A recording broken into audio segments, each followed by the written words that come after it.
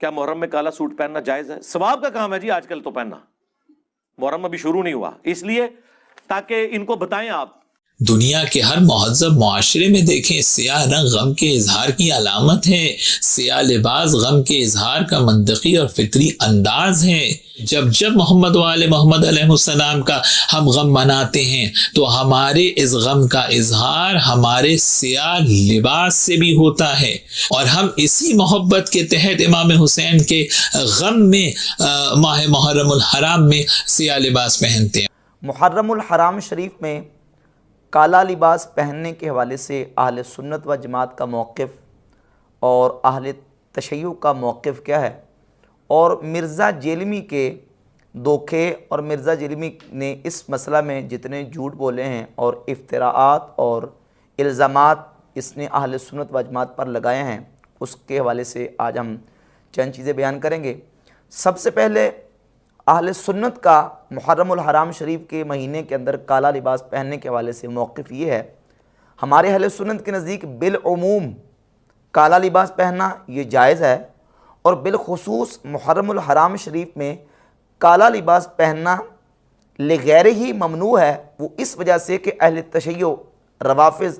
وہ محرم الحرام شریف میں کالا لباس پہنتے ہیں سوگ کا اظہار کرنے کے لیے، غم پروری اور حزن اور سوگ کا اظہار کرنے کے لیے کالا لباس یہ پہنتے ہیں، اور ہمارے نزدیک اس لیے ناجائز ہے کہ ان کے ساتھ مشابہت ہوتی ہے۔ اور سنن ابی داؤد کی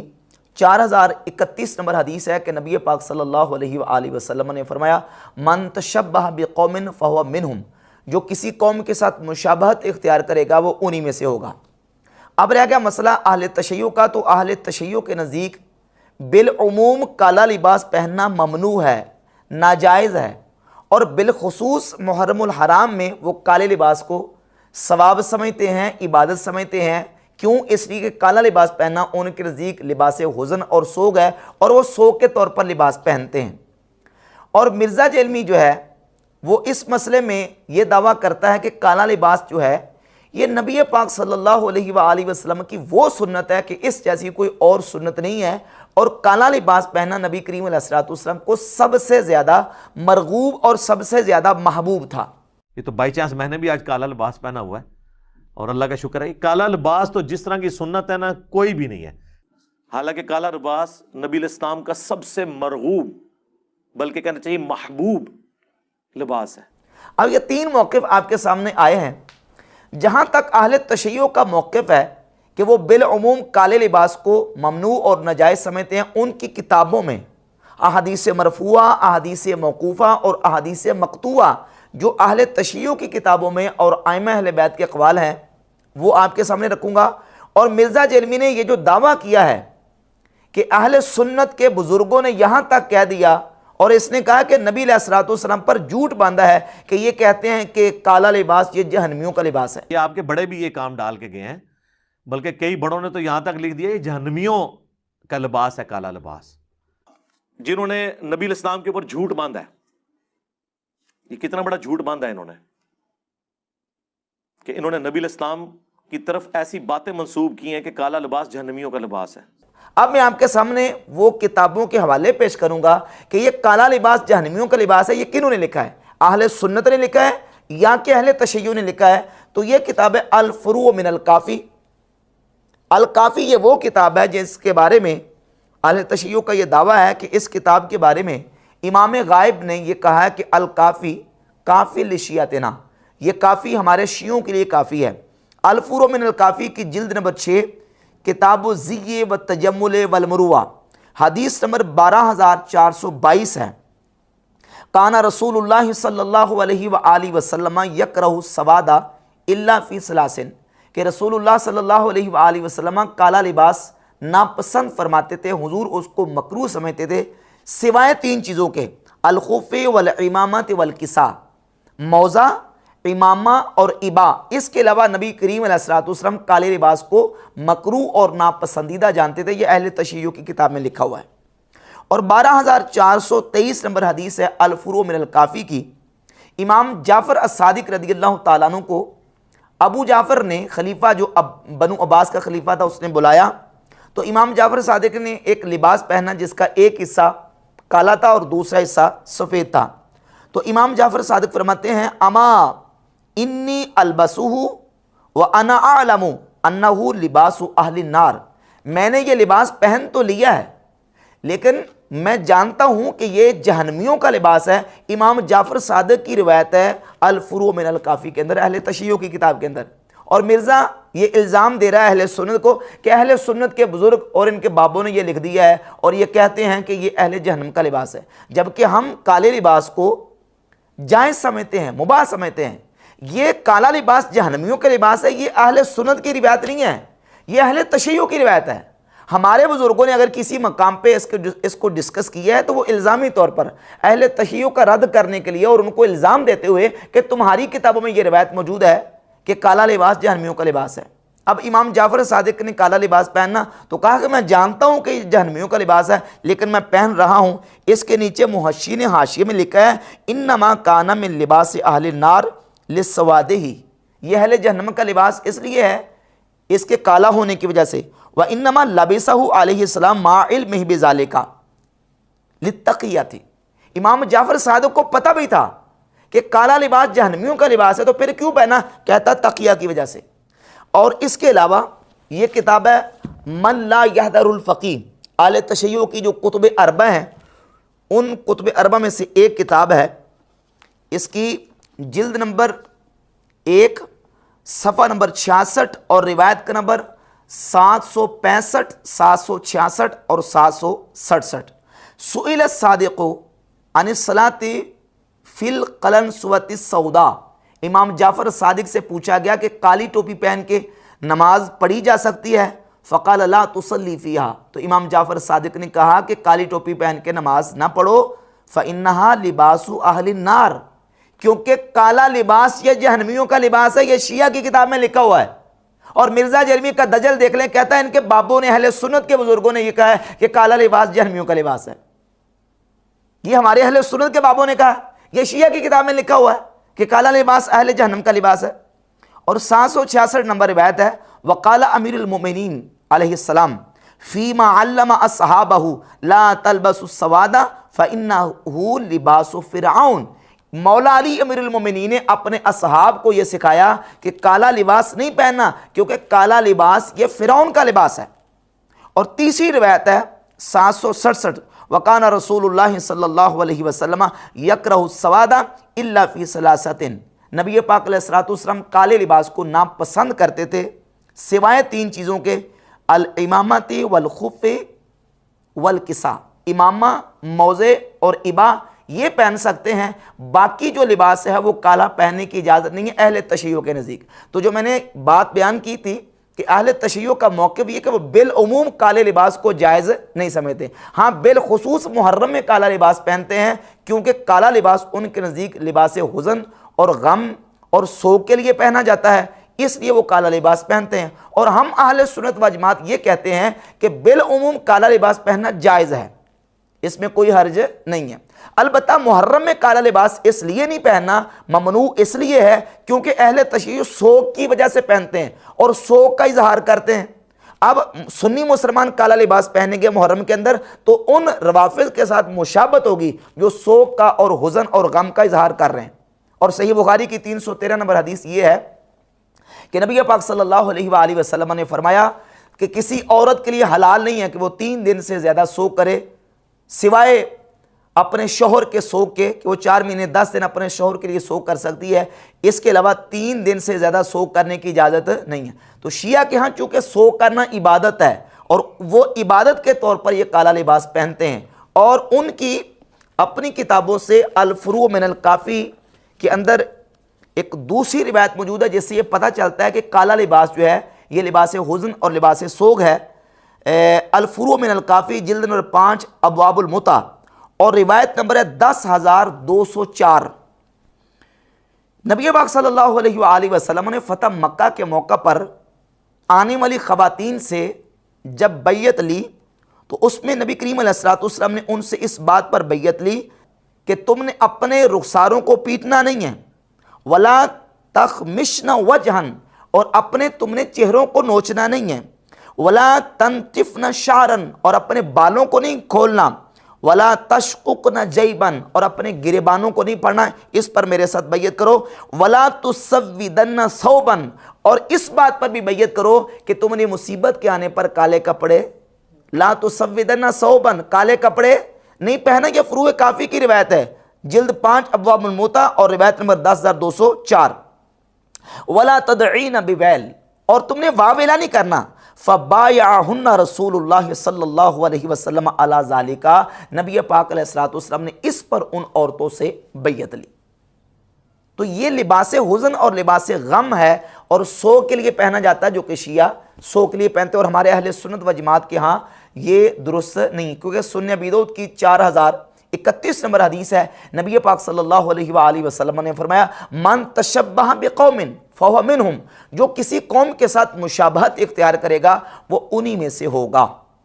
تو اب یہ روایات جو اہل تشیع کے ہاں معتبر روایات ہیں، اور اس کا حوالہ میں پیش کر دوں، یہ ملا باقر مجلسی کی کتاب ہے حلیۃ المتقین، اس کے صفحہ نمبر 8 پر ملا باقر مجلسی نے یہ ساری روایات جمع کی ہیں کہ نبی پاک علیہ الصلوۃ والسلام نے فرمایا کہ کالا لباس، حضور اس کو مکروہ جانتے تھے سوائے 3 کے۔ مولا علی نے اپنے اصحاب کو کہا کہ کالا لباس نہیں پہنا، یہ فرعون کا لباس ہے، اور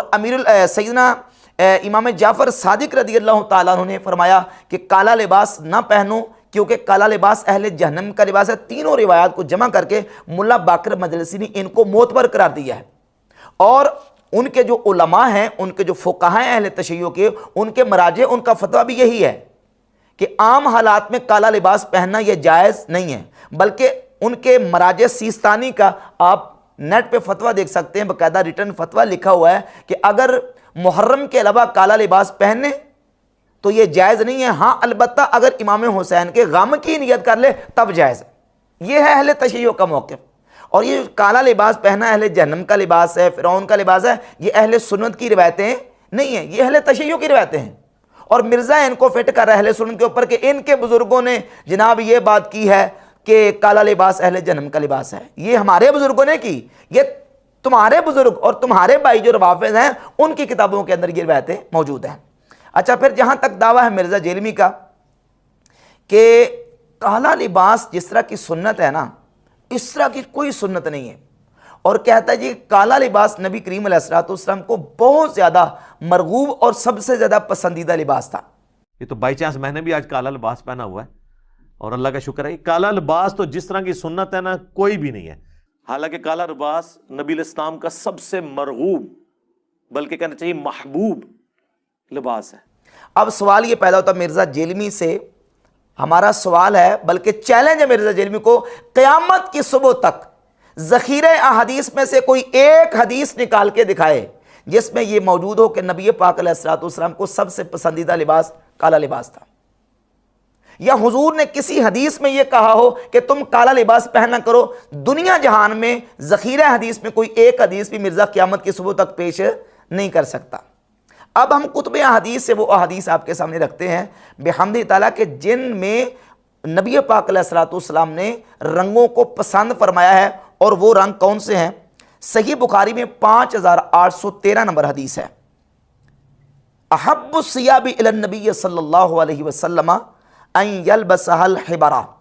نبی پاک صلی اللہ علیہ وآلہ وسلم کو سب سے زیادہ جو رنگ پسند تھا وہ یہ تھا کہ آپ علیہ الصلوۃ والسلام سبز چادر پہنتے، سبز چادر استعمال کرتے، یہ حضور علیہ الصلوۃ والسلام کو سب سے پسندیدہ تھا۔ اور اس کے علاوہ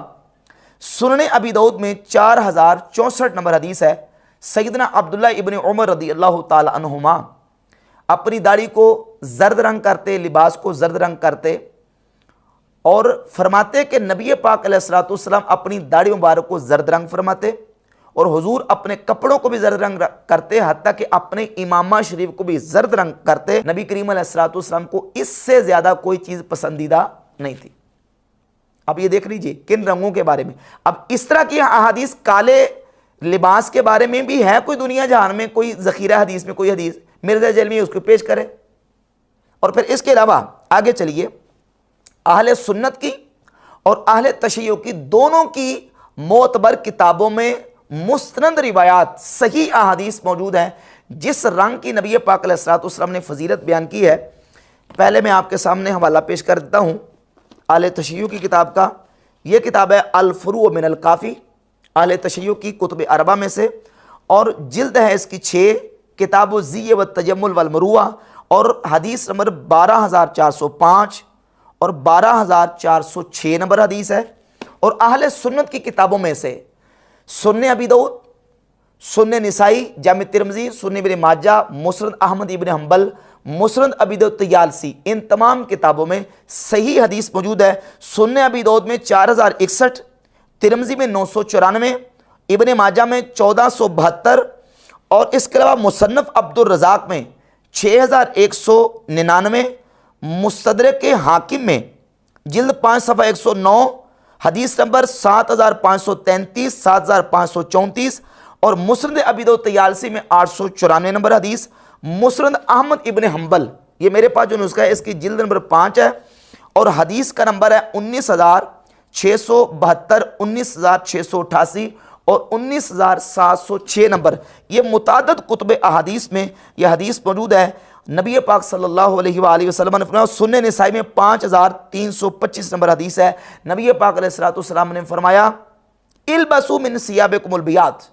سفید لباس پہنو، اس میں امر ہے، حضور نے حکم دیا ہے سفید لباس پہنو، فإنها من خیر ثیابکم، کیونکہ یہ تمہارا سب سے بہترین لباس ہے، وَكَفِّنُوا فِيهَا مَوْتَاكُمْ، اور اپنے مردوں کو اسی سفید لباس میں کفن دو۔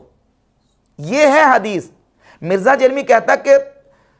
کالا لباس جس طرح کی سنت ہے اس طرح کی کوئی اور سنت نہیں ہے، حدیث لے کے آؤ جس میں یہ ہو کہ کالا لباس جس طرح کی سنت ہے اس طرح کی کوئی سنت نہیں ہے، کوئی حدیث نہیں ہے۔ جبکہ سفید لباس کی فضیلت پر واضح احادیث موجود ہے جو کہ سنی اور شیعہ دونوں کی متفقون علیہ کتابوں کے اندر موجود ہے، کہ نبی پاک علیہ السلام نے فرمایا سفید لباس تمہارا بہترین لباس ہے، سفید لباس خود پہنو اور اپنے مردوں کو سفید لباس پہناؤ۔ اور حدیث کے اندر الفاظ موجود ہیں کہ فَإِنَّهَا أَطْيَبُ وَأَطْهَرُ، کیونکہ یہ زیادہ ستھرا اور زیادہ پاکیزہ ہے۔ اور سنن نسائی میں 5325 نمبر حدیث کے الفاظ ہیں علیکم بالبیاض من الثیاب، تم پر سفید لباس پہننا لازم ہے، علیکم اے الزم، الزمو، تم پر لازم ہے کہ تم سفید لباس پہنو اور اپنے زندہ کو سفید لباس پہناؤ، وَكَفِّنُوا فِيهَا مَوْتَاكُمْ، اور اپنے مردوں کو سفید لباس پہناؤ، فَإِنَّهَا مِنْ خَيْرِ ثِيَابِكُمْ، کیونکہ یہ تمہارا بہترین لباس ہے۔ تو سفید لباس کو نبی پاک علیہ السلام نے بہترین قرار دیا، اپنی امت کو حکم دیا کہ سفید لباس پہنو، زیادہ پاکیزہ ہے، زیادہ ستھرا ہے۔ سنی شیعہ دونوں کی مشترکہ کتابوں میں یہ روایت سند صحیح کے ساتھ موجود ہے۔ اور مرزا جرمی قوم کو کس طرف لے کے جا رہا ہے کہ سب سے بہترین سنت، اس طرح کی سنت کو اور ہے نہیں ہے کالا لباس۔ اور پھر یہ اس نے کہا کہ یہ جو بریلوی ہیں یہ کالے امامے سے یا کالی پگڑی سے بغض رکھتے ہیں۔ اور میں بریلویوں سے پوچھوں گا، یہ جو آپ کالی پگڑی سے اتنا بغض رکھتے ہیں، یہ کالی کملی والے نعت کیوں پڑھتے ہیں آپ؟ بالکل دنیا کا بدترین جھوٹ ہے۔ میرے اپنے ذاتی کتنے لیکچر اور کتنے بیانات ہیں کہ میں نے بحمد تعالیٰ جو نا وہ کالی پگڑی پہنی ہے، کالی پگڑی کے ساتھ میں نے کالے امامے کے ساتھ میں نے ریکارڈ کروائے۔ اہل سنت و جماعت کے کتنے علماء ہیں جو کالا امامہ استعمال کرتے ہیں۔ بالکل یہ جھوٹی اور اس طرح کی غلط باتیں بہتان لگا کے اہل سنت و جماعت کے علماء سے اور اہل سنت کے لوگوں سے جو نوجوانوں کو بدظن کرنے کی جو نا وہ غلط حرکت کرتا ہے۔ پھر اس کے علاوہ اسی لباس کے حوالے سے گفتگو کرتے ہوئے مرزا جرمی نے ایک روایت مستدرک حاکم سے بیان کی،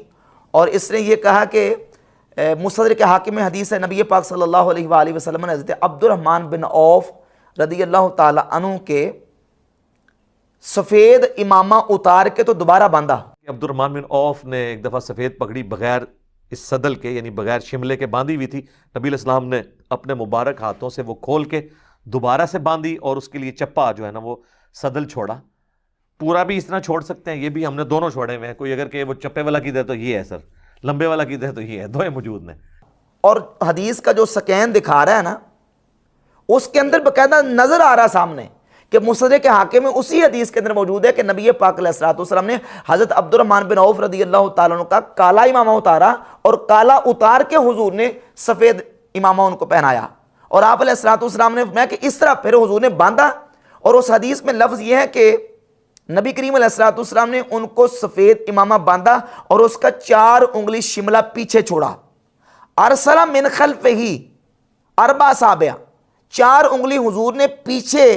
شملہ چھوڑا. اور مرزا جیلمی اپنے اس جو شملہ ہے نا اوپر اس نے چھوڑا تھا 2-3 انگلی پھول سا بنا کے، اس کو ثابت کرنے کے لیے کہتا ہے کہ نبی علیہ السلام نے 4 انگلی چھوڑا.